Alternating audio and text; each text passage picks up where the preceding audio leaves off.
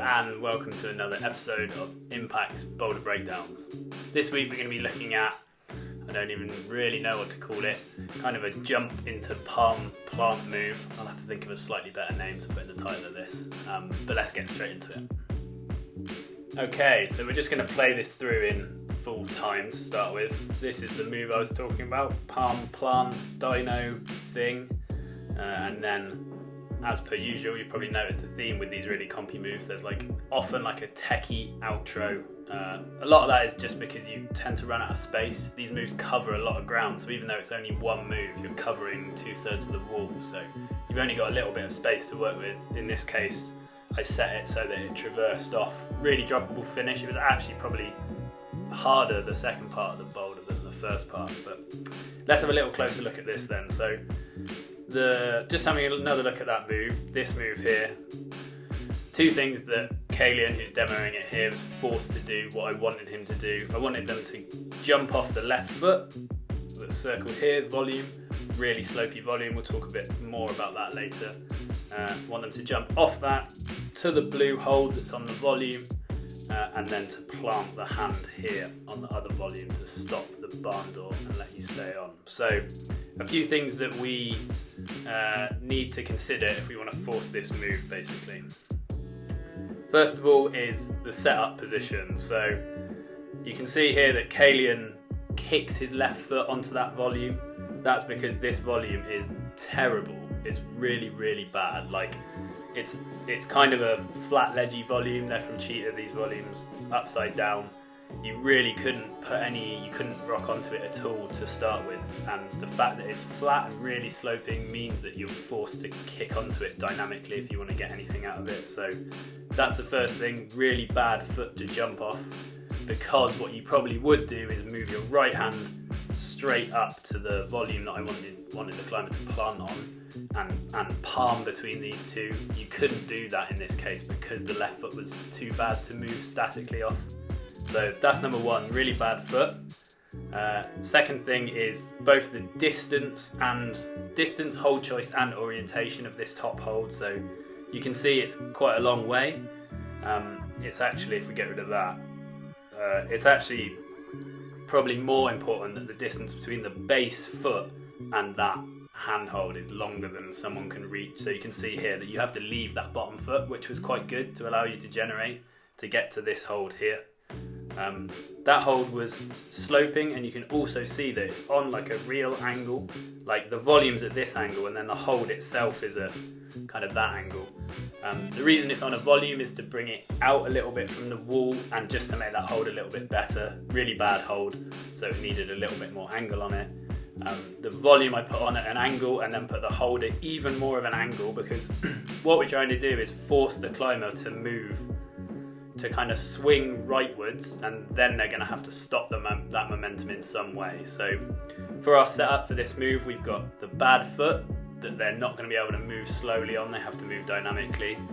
They're going a long way to this hold that's at quite an angle, and then hopefully the third stage of this move is that they're going to have to do something to stop themselves kind of barn dooring off. So play it on a little bit more now. You can see that Kalian actually has to move his hands kind of simultaneously, but in this position, you can see that this top hold, it's too sloped, slanted at an angle, and too slopey, as in a bad hold, to hang one or two-handed. Even if you manage to jump to it two-handed, you wouldn't be able to just hang it because it's quite bad. So that is going to mean that you have to do something to stop, to give you some opposition, and in this case we're giving the climber this volume here. So interestingly, where we put this volume really changes what the move would be like. So if we move these volumes down a little bit, it would be more likely that the climber would plant their foot on it rather than their hand. The fact that it's quite high, you can see it's by Kalian's kind of waist at this point, means that you're more likely to plant your hand rather than your foot on that volume. The key with this volume is just that this whole thing, and particularly this smaller section here, is good enough that you can palm on it comfortably and comfortable. Big volumes are really good for this because they're big flat surfaces, so you don't have to be too accurate. You can just kind of hit anywhere on it. You can see the chalk marks on it are a bit all over. but they're also, because they've got no in-cut anything to them at all, you can't use them from low very easily. So we tried to rock over just from like matched on that volume, the combination of that volume being big and really sloping, and also with the really bad foot meant that you couldn't make any upward progress basically. So the key thing with that hold is it needs to be a big target and it needs to be flat and sloping, no in-cut edge to it at all, because people will cheat the move if there's any sort of in-cut. So moving on, that's kind of the meat of the boulder, that's the like showpiece move if you will. And then we kind of built this real techie, slow outro. So it's quite nice to have some contrast, fast and slow. We talk about that quite a lot.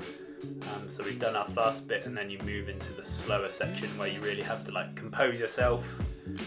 Really bad foothold that, and it's quite droppable. You felt like you could reach up to this one that Kalian's aiming for pretty slowly, but actually you were slightly off balance and you had this kind of cool match and swing move at the end. Thanks for watching this week's boulder breakdown. Hopefully that's something that you can take onto your own setting and climbing as well if you come across anything like that in a wall near you. It's a really useful method to break down moves into like set steps. So in that example we've kind of broken it down into like the key things we kind of focused on, hold choice I guess more than anything in that, but breaking any boulder down into kind of like your setup, the move itself, and then the way the move finishes, the kind of ending position, is a really useful way of working out exactly what you're going to do and how you're going to force the climber to do that. So that's a really useful tool moving forward. If you do want to know a bit more about route setting, we're in the process at the moment of writing, creating, videoing an online course. So the online course is going to start with the fundamentals of route setting. It's going to take you all the way through from first steps.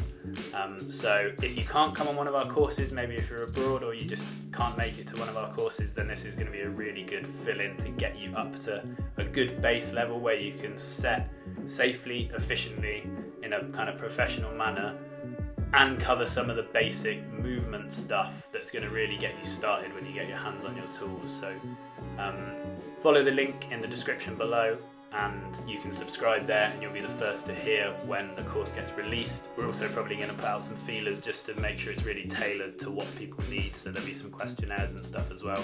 So if you want to do that, that will really help us out. You will also get some discounts when it comes live, so if you want some money off the course, click the link below and make sure you subscribe. Alright, see you soon.